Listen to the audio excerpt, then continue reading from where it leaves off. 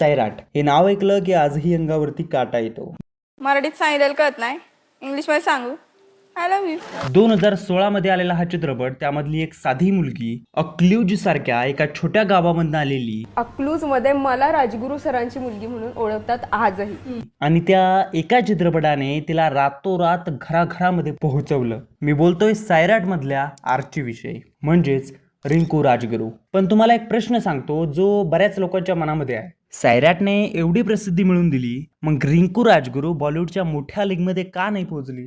ती आजही मराठीमध्येच काम करते आणि त्यासोबतच तिचं लग्नाची कॉन्ट्रोवर्सी आणि तिने रिजेक्ट केलेले प्रोजेक्ट आणि आणखी बऱ्याच काही गोष्टी ज्या कदाचितच तुम्ही ऐकल्या असतील. या सगळ्या विषयावरती आज आपण एक नजर टाकणार आहोत. त्या अगोदर चॅनलवरती नवीन असाल तर सबस्क्राईब करायला विसरू नका. 3 जून 2001 एका सामान्य कुटुंबामध्ये जन्मलेली प्रेरणा महादेव राजगुरू, जिला आज आपण रिंकू राजगुरू म्हणून ओळखतो, टेंभुर्णीच्या एका साध्या कॉलेजमध्ये शिकणारी ही मुलगी कधी विचार सुद्धा केला नव्हता की एक दिवस ही नॅशनल फिल्म अवॉर्ड जिंकेल. नागराज मंजुळे यांनी सैराट बनवला आणि त्यांनी या चित्रपटामध्ये नवीन चेहरे शोधले आणि मग रिंकू त्यांना मिळाल्या. त्यानंतर या चित्रपटाने 10 वर्ष राज्य केलं आणि मराठी सिनेमाचा सगळ्यात जास्त कमाई करणारा हा चित्रपट राहिला. 110 कोटीपेक्षा जास्त बॉक्स ऑफिस कलेक्शन. मराठी सिनेमा सृष्टीमधला सर्वात जास्त कमाई करणारा हा चित्रपट 63rd नॅशनल फिल्म अवॉर्ड मध्ये रिंकूला special mention, Maharashtra state best child award आणि 2 मराठी फिल्म फेअर अवॉर्ड. तिच्या पहिल्या चित्रपटामध्ये तिने एवढं सगळं मिळवलं. हे खूप कमी जणांच्या नशिबामध्ये असतं. आता इथेच एक मोठा प्रश्न येतो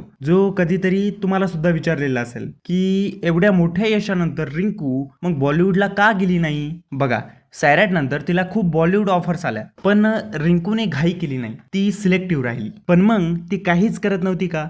नाही, ती बरंच काही करत होती. 2017 मध्ये कन्नड चित्रपट मनासू मल्लिके, दक्षिणेमध्ये सुद्धा तिचा दरवाजा उघडला. 2019 मध्ये कागर, मराठीमध्ये तिची ही वेगळी आणि कठीण भूमिका. 2020 मध्ये 100, डिस्नी प्लस हॉटस्टार वरती वेब सिरीज लारा दत्ता सोबत. परत 2020 मध्ये मेकअप, OTT वरती तिची वेगळ्या स्वरूपाची ही भूमिका. 2021 मध्ये 200 हल्ला हो, G5 वरती एक सोशल ड्रामा. 2021 चा अनपाउज्ड, अमेझॉन प्राईम वरती शॉर्ट फिल्म अँथॉलॉजी. 2022 मध्ये झुंड, अमिताभ बच्चन सोबत बॉलिवूड डेब्यू. परत 2022 मध्ये 8वा रंग प्रेमाचा. तर सांगायचा मुद्दा असा आहे की बाबांनो, ती गायब झाली नाहीये, तर ती सतत चित्रपट करते. झुंड हा चित्रपट अमिताभ बच्चन यांचा होता, पण रिंकूने त्यात मोनिकाची भूमिका केली. हे तिचं ऑफिशियल बॉलिवूड डेब्यू होतं. पण इथेच तुम्ही एक इम्पॉर्टंट गोष्ट समजून घ्या. बॉलिवूडमध्ये एक फिल्म करणं सोपं आहे, पण बॉलिवूडमध्ये टिकणं हे फार वेगळं आहे. रिंकूने बॉलिवूडमध्ये रश केलं नाही. तिने आपल्या रूट्स मराठी इंडस्ट्री सोडली नाही आणि हाच तिचा एक सर्वात मोठा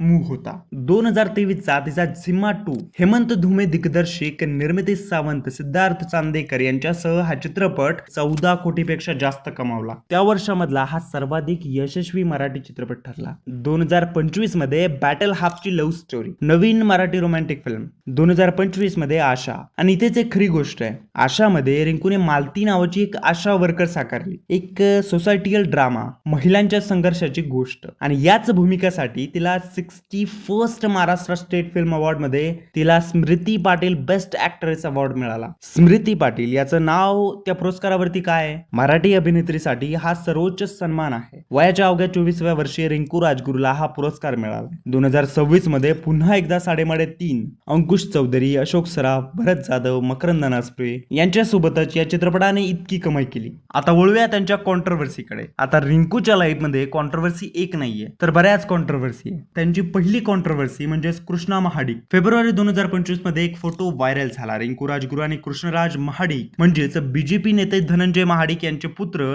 यांचा एक फोटो हा सोशल मीडियावरती एकच चर्चेमध्ये व्हायरल होत होता. आर्चीला तिचा परशा मिळाला का? सगळे म्हणत होते लग्न ठरलंय, अनाउन्समेंट होणार. पण नंतर कृष्णराज महाडिक यांनी स्पष्ट केलं ते फक्त एक मित्र आहे, बाकी दुसरं काही नाही. कॉन्ट्रोवर्सी नंबर 2, लग्नाबद्दल रिंकूचं स्पष्ट मत. एका इंटरव्ह्यू मध्ये रिंकूला विचारलं गेलं की बॉयफ्रेंड आहे का? रिंकूने काय सांगितलं माहितीये? मी बॉयफ्रेंड बनवणारी मुलगी नाहीये. लग्न करायचं असेल तर करेन, नाहीतर आई बाबांनी सांगितलेल्या मुलाशी करेल. हे ऐकून एका बाजूने त्यांचे फॅन्स खुश झाले तर दुसऱ्या बाजूने त्यांचं ट्रोलिंग झालं. पण यामध्ये रिंकूने कुठेच माफी मागितली नाही. ती तिच्या निर्णयाशी ठाम राहिली. कॉन्ट्रोवर्सी नंबर 3, आशा फिल्मचा वाद. आशा फिल्म रिलीज झाल्यावरती काही क्रिटिक्स म्हणाले हा चित्रपट पॉलिटिकली बेस्ड आहे. सोशल मीडियावरती ट्रोलिंग झालं. पण थर्ड आय एशियन फिल्म फेस्टिवलने या चित्रपटाची निवड केली आणि त्यानंतर रिंकूने सांगितलं माझं काम बोलतंय, मला डिफेंड करायची गरज नाही. तर बाबांनो, रिंकू राजगुरू आता कुठे आहे? ती अजूनही खूप जोरामध्ये काम करते. आता तिचे अपकमिंग प्रोजेक्ट्स बघूया. नंबर 1 खिल्लार, हा प्री प्रोडक्शन मध्ये मोठा मराठी प्रोजेक्ट येतोय. नंबर 2 जिजाई, फिल्मिंग सुरू आहे. तिसरी म्हणजे त्यांची अनटायटल्ड फिल्म. हा चित्रपट सध्या फिल्मिंग स्टेज मध्ये आहे. तर रिंकू राजगुरू ही एक अशी ऍक्ट्रेस आहे की जी ट्रेंड फॉलो करत नाही, ट्रेंड सेट करते.